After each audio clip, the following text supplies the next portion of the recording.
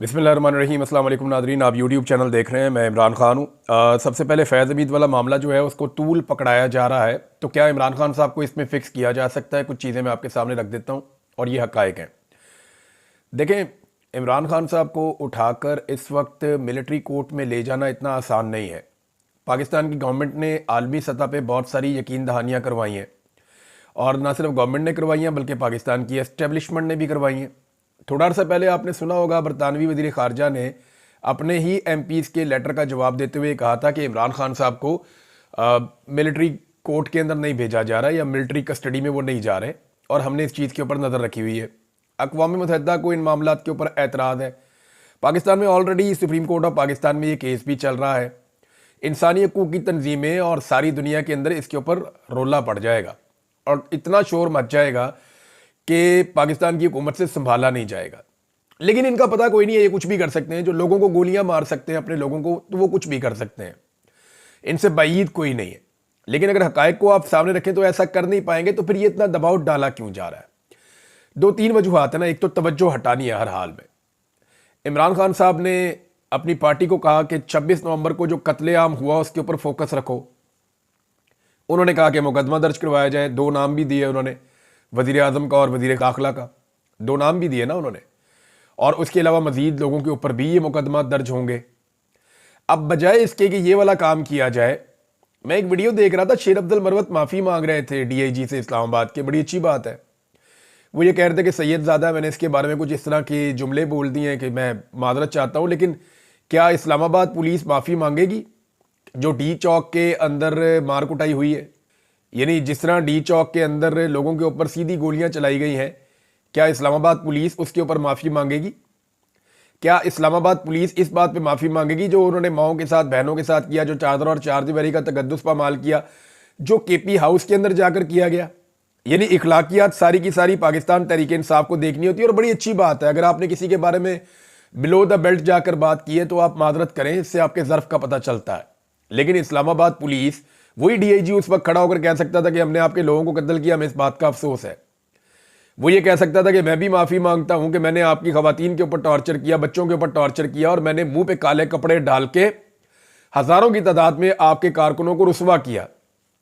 लेकिन ये one sided है। देखें, जिसकी लाठी उसकी भैंस, जिसके बाद ताकत है वो जो मर्जी माफ़ी मंगवा ले, जो मर्जी कर ले।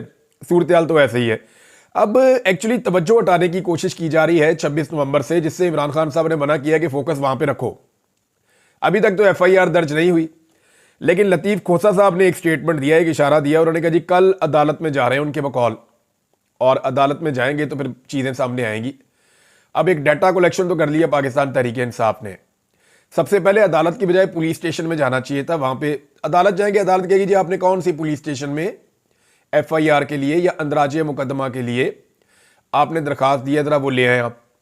तो जब इनके पास नहीं होगा तो फिर दोबारा इनको चंद दिन का टाइम मिलेगा, फिर ये जाएंगे। तो ये मुझे लगता है कि डिले हो जाएगा जो ड्यू प्रोसेस ऑफ लॉ है। पाकिस्तान में अंडर मैट्रिक बच्चा भी ये जानता है कि सबसे पहले आप पुलिस स्टेशन जाते हैं। पुलिस स्टेशन में नॉर्मली ऐसे मुकदमात की एफआईआर दर्ज नहीं होती। जब वो दर्ज नहीं होती तो फिर आप दूसरे फोरम पे जाते हैं, आप अदालत का दरवाज़ा खटखटाते हैं, आप कहते हैं जी हमारा एक मुकदमा बनता है, पुलिस दर्ज नहीं कर रही, पुलिस को बुलाया जाए और बुलाकर हुक्म दिया जाए कि हमारा ये मुकदमा दर्ज किया जाए। ये है तरीक़ाकार। लेकिन अब पाकिस्तान तहरीक इंसाफ इसको कैसे देख रही है ये भी पता चल जाएगा एक दो दिन के अंदर। आपको डाटा सर्कुलेट होना शुरू हो गया है, और पाकिस्तान तहरीक इंसाफ ने इस बात का क्लेम किया on the floor of the house as well. Senate में, कौमी असम्बली में वो ये कह रहे हैं कि हमारे 200 से जायद लोग लापता हैं जिनकी हमें तलाश है। हमें नहीं पता हमारे बंदे कहां गए, हमें नहीं पता कि वो जिंदा हैं या जिंदा नहीं है, हमें नहीं पता वो कभी वापस आएंगे या नहीं आएंगे। लेकिन 200 से ज्यादा लोग, पाकिस्तान तहरीक इंसाफ ये दावा कर रही है कि वो लापता हैं। अब फैज़ हमीद वाला केस क्यों इतना उठाया जा रहा है? पाकिस्तान तहरीक इंसाफ के भी कुछ लोग इसके ऊपर ज्यादा बात कर रहे हैं। यानी होना तो ये चाहिए कि पाकिस्तान तहरीक इंसाफ के साथ मीडिया कोई भी बात करे तो पाकिस्तान तहरीक इंसाफ के लोग जवाब देने की बजाय एक ही बात पूछें, गोली क्यों चलाई? जैसे हुकूमत के पास गुज़िश्ता 1.5 साल से अपनी हर नाकामी का एक जवाब है 9 मई। हुकूमत के पास हर बेशर्मी का एक जवाब है 9 मई। हुकूमत के पास अपनी हर नालायकी का एक जवाब है 9 मई। हर सवाल का एक जवाब है 9 मई। इसी तरह पाकिस्तान तहरीक इंसाफ को भी 26 नवंबर का जो कत्लेआम है, और ये बहुत बड़ी ज्यादती हुई है, इसको कोई साजिश तो कह नहीं सकता। लिहाजा ये जो कत्लेआम है और आलमी सतह पे माना हुआ एक इंसिडेंट है जिसको पूरी दुनिया में रिपोर्ट किया गया है कि जनाब यहां पे कत्लेआम हुआ है, तो पाकिस्तान तहरीक इंसाफ को उस पर बात करनी चाहिए। लेकिन तहरीक इंसाफ के बंदे भी ट्रक की बत्ती के पीछे लग रहे हैं कि नहीं जी जनरल फैज वाला मामला ये है तो वो है, तो पूरा पूरा टॉक शोज पे डिस्कस हो रहा है। हालांकि जो मेरा अंदाजा है वो ये है कि ये इमरान खान साहब पे प्रेशर डालने की कोशिश है और प्रेशर को मैक्सिमम बढ़ाया जा रहा है, क्योंकि पाकिस्तान की गवर्नमेंट ये जानती है कि जब जो बाइडन की हुकूमत नहीं रहेगी अमेरिका में तो ये जो सपोर्ट उनके पास है वो चली जाएगी। जो बाइडन ने बहुत रेस्क्यू किया है इस सिस्टम को, पाकिस्तान का ये जो निज़ाम इस वक्त चल रहा है, जो बाइडन ने इनको बहुत रेस्क्यू किया है। जो बाइडन की जो एडमिनिस्ट्रेशन थी उसने बड़ा सपोर्ट किया, इतनी इंसानी हकूक की खिलाफ वर्जियों के बावजूद, मैंडेट भी नहीं फिर भी हुकूमत बना ली, इसके बावजूद कोई बेहतर माशी पॉलिसियां भी नहीं थी फिर भी दुनिया से पैसा लेके दिया, सारा कुछ करके दिया उन्होंने, बहुत उन्होंने संभाला दिया इनको। लेकिन जो बाइडन अगर चले गए तो फिर क्या बनेगा इनका? तो जो बाइडन के जाने से पहले पहले इमरान खान साहब के साथ जल्द अज जल्द कोई मामला सेटल करना चाहते हैं, और सेटल करने के लिए जो है वो या तो इमरान खान साहब मान जाए जो वो मान नहीं रहे, या फिर इमरान खान साहब पे दबाव इतना बढ़ा दिया जाए उनकी पार्टी का भी, और ये भी बताया जाए कि आपको ये कर देंगे वो कर देंगे, उन्हें खौफजदा किया जाए और इतना ज्यादा परेशान किया जाए कि एक वक्त है कि इमरान खान कहे ठीक है ये वाली चीज तो मैं मान लेता हूं तो ऐसे कर देता हूं, फ्लेक्सिबल किया जाए इमरान खान साहब को बेहतर डील लेने के लिए या इमरान खान के साथ बेहतर डीलिंग करने के लिए।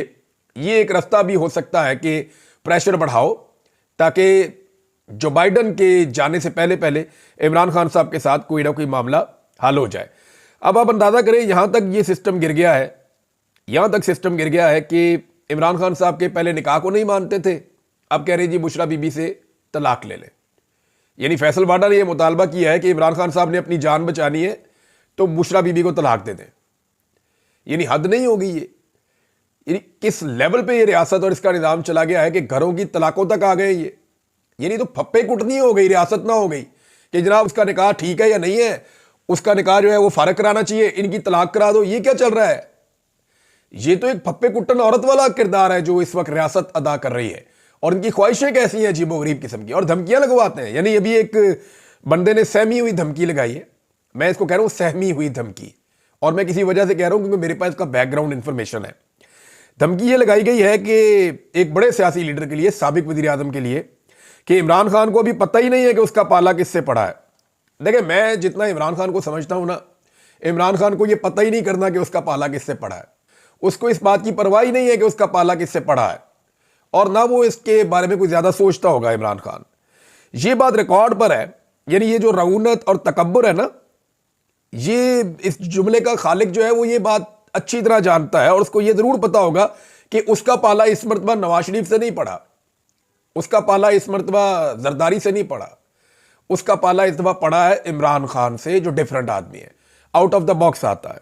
जिस शख्सियत के लिए दावा किया गया है ना कि इमरान खान का पाला किससे पड़ा है, वो जरा इमरान खान की तरह गोलियां तो खा के दिखाए, वो इमरान खान की तरह डट कर खड़ा होकर तो दिखाए, वो इमरान खान की तरह जो है बार बार कातलाना हमले करवा कर तो दिखाए, वो इमरान खान की तरह इद्दत वाले मुकदमे का सामना करके तो दिखाए, वो इमरान खान की तरह हर हमले को बर्दाश्त करके और साबित कदम खड़ा होकर तो दिखाए। मुंह से चूं नहीं निकलेगी अगर इमरान खान जैसी जेल काटनी पड़ गई किसी को 10 दिन भी, जो इमरान खान साहब के साथ किया गया है। ये वो इमरान खान है जो एक आवाज देता है तो पूरा पाकिस्तान बंद हो जाता है। ये वो इमरान खान है जो एक आवाज देता है तो आलमी सतह की खबरें बनती है, पूरी दुनिया के अंदर लोग एहतजाज करने निकल आते हैं। ये आलमी लेवल का ब्रांड है। तो इमरान खान को तो ये पता भी नहीं करना कि उसका पाला किससे पड़ा है, लेकिन जिसका पाला इमरान खान से पड़ा है ना, उसको अच्छी तरह पता चल गया है कि उसका पाला किससे पड़ा है। नाज़रीन, खुद एहतसाबी की बात होती है तो उसमें जो है वो एक ट्वीट भी करवाया गया एक क्रिकेटर से, शाहिद अफरीदी से, कि जनाब इदारे के अंदर खुद एहतसाबी हो रही है, ISPR ने ये कह दिया है। तो देखिए, खुद एहतसाबी एक अच्छी चीज़ है, होनी चाहिए, और मैं जितना मुझे ऐसा लगता है कि ये बड़ी अच्छी चीज़ है कि जनरल फैज को इस बात पे सजा हो कि सियासत में तूने मुदाखलत क्यों की भाई, इख्तियारात से तजावुज़ क्यों किया, ताकि ये रास्ता तो खुले ना। इससे पहले जर्नैलों को गद्दारियों के ऊपर सजाएं होती रही हैं, बगावत के ऊपर मामलात होते रहे हैं, राज बेचने के मामलात हैं या कोई और चीज़ें हैं, उन पे सजाएं होती रही, करप्शन वरप्शन ये चीज़ें हैं। लेकिन सियासत में मुदाखलत में जर्नैल फिक्स हो जाए ना तो कमाल हो जाएगा, पाकिस्तान में रास्ता खुल जाएगा। फिर उसके बाद जनरल बाजवा की बारी आएगी, फिर आज जो हो रहा है ये लोग भी, जो इससे पहले हुआ वो लोग भी, सारे इंशाल्लाह फंसेंगे और सबको जवाब देना पड़ेगा कि उन्होंने पाकिस्तान की सियासत के अंदर गंदा किरदार क्यों अदा किया है। तो ये दरवाजा खुलना चाहिए। अब जनाब सोर्सेज से खबरें दी जा रही हैं कि फैज हमीद से 50 से ज्यादा सियासतदान राब्ते में थे और इसमें पाकिस्तान तहरीक इंसाफ के सियासतदान थे। अब आप सिर्फ ये पता कर लेना कि दूसरी जमातों के कौन कौन से सियासतदान फैज हमीद से राब्ते में थे, तो आपके 14 तबक रोशन हो जाएंगे। आप हैरान हो जाएंगे कि कौन कौन फैज हमीद से राब्ते में था, और अगर ये मामला खुले तो आपको बड़ा मजा आएगा। दूसरा, कौन से सहाफी फैज हमीद से राब्ते में थे, तो आपके दोबारा 14 तबक रोशन हो जाएंगे। यानी मैं अपनी जिंदगी में इस आदमी को मिला नहीं, अच्छा ही हुआ नहीं मिला। जब मुझे उठाकर ले गए थे ये जिनसियां, और मुझे मार मार के यही पूछते थे कि फैज हमीद से कब मिले थे, और मैंने कहा एक दफा साबित कर दो, एक दफा मेरी मुलाकात और टेलीफोन पे ही बात साबित कर दो। मैं इस बंदे को कभी मिला ही नहीं अपनी जिंदगी में। मेरे सोर्सेज और थे, मैं उनके जरिए से खबरें लेता था, लेकिन फैज हमीद को मैं कभी नहीं मिला। जनरल बाजवा को मिला हूं और बहुत सारे जनरल को मिला हूं, फैज हमीद को नहीं मिला, लकीली नहीं मिला। लेकिन जिन लोगों के फैज हमीद के साथ राब्ते थे ना सहाफियों में, आप जब वो लिस्ट आप पढ़ेंगे ना तो आपको मजा आ जाएगा और आप कहेंगे यार ये मुंह पे क्या कहते हैं, और मुलाकातें इनकी सबसे ज्यादा थी, रिकॉर्ड किस्म की। तो ये सारी चीजें आपको पता चलेंगी आने वाले वक्त में। जावेद लतीफ साहब PMLN के कई दफा मेंबर कौमी असम्बली रहे शेखुपुरा से, नवाज शरीफ के बहुत काबिल एतमाद और करीबी साथी हैं और PMLN के बहुत करीबी लोगों में से एक है। मरियम नवाज ने अपना एक दौर में जो प्रोफाइल पिक्चर है ना ट्विटर की, वो भी जावेद लतीफ की शक्ल लगाई हुई थी, उनका चेहरा लगाया हुआ था।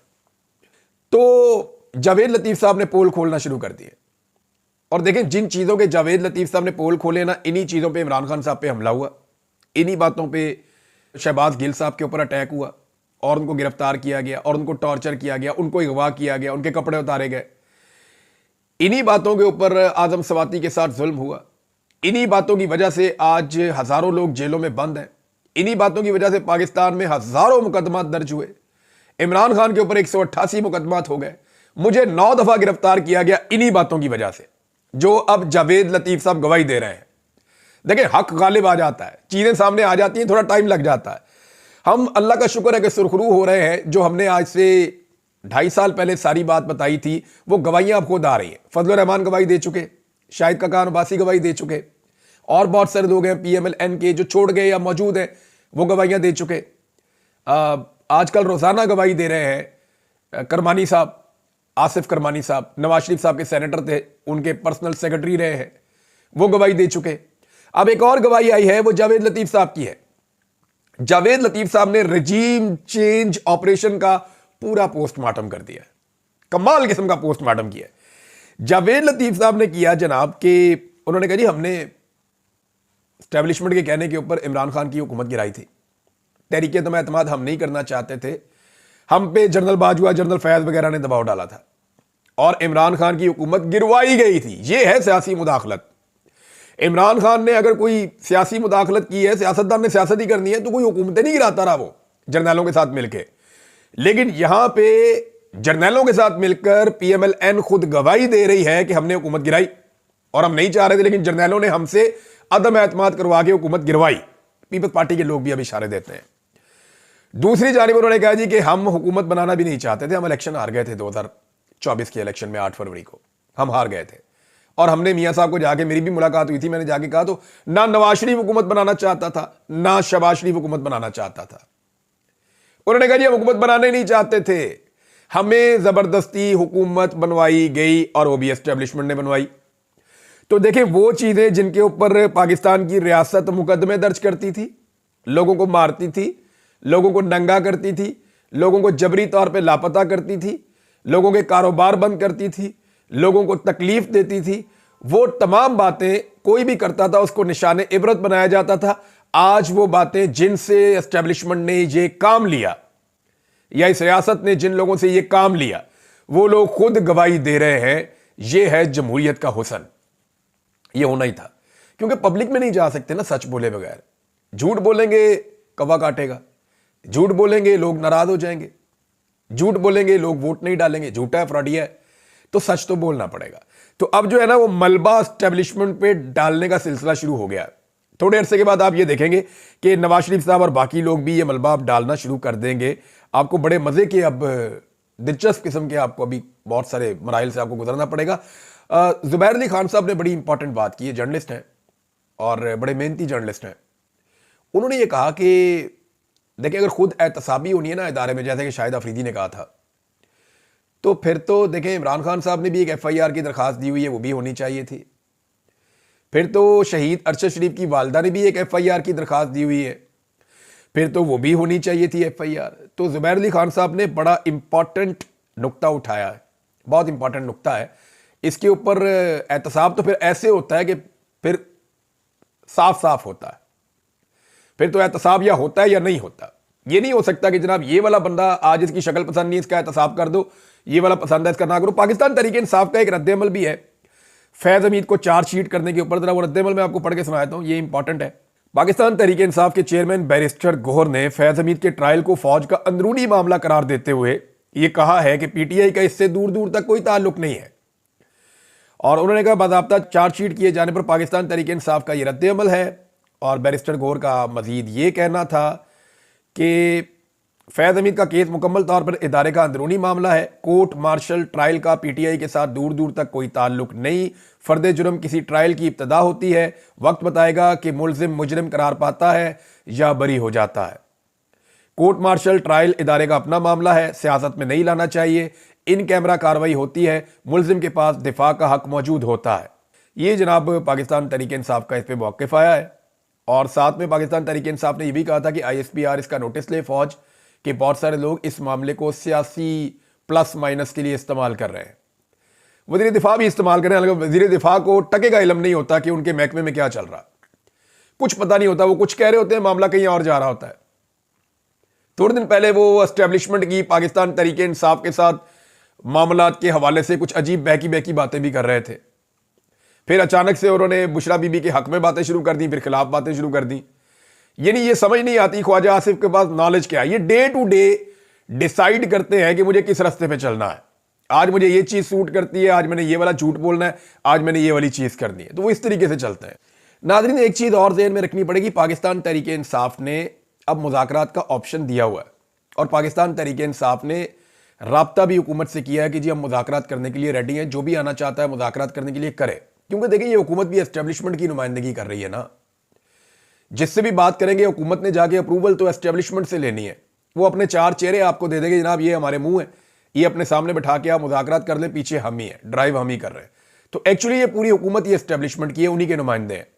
तो पाकिस्तान तहरीक इंसाफ ने उनके साथ जब मुज़ाकरात की बात की है, तो अब मुज़ाकरात की इस बात का मीडिया में और डिफरेंट बयानों के अंदर मजाक उड़ाया जा रहा है। ये बात ज़हन में रखिएगा कि ये हुकूमत कभी भी मुज़ाकरात करने में संजीदा नहीं होगी। पाकिस्तान तहरीक इंसाफ पहले तो इनसे करना ही नहीं चाहती थी, लेकिन अब जब उन्होंने करने की बात की है तो इस हुकूमत ने साबित किया कि ये कभी भी मुज़ाकरात में संजीदा नहीं होगी। वजह यह है कि मुज़ाकरात के नतीजे में इन्हें उसूली मौक़िफ़ मानने पड़ेंगे, और जब जब ये किसी एक उसूली मौक़िफ़ को मानेंगे, इनकी ताकत कम होती चली जाएगी और अल्टीमेटली इनकी हुकूमत गिरेगी। इनको इलेक्शन में जाना पड़ेगा, जिसके खतरे का इजहार मौलाना फजल रहमान साहब से मुलाकात में राणा सनाउल्लाह साहब कर चुके हैं कि अगर इलेक्शन हो गया तो इमरान खान की 2/3 अक्सरियत होगी और फिर हम फारग हैं। कई दफा कह चुके हैं कि हमें जेलों में जाना पड़ेगा, जो जराइम हमने कर छोड़े हैं ना इस मुल्क में, हम बाहर रह ही नहीं सकते। यह हुकूमत का मानना है। अब तक के लिए इतनी, अपना ख्याल रखिएगा, अपने चैनल का भी। अल्लाह हाफ़िज़।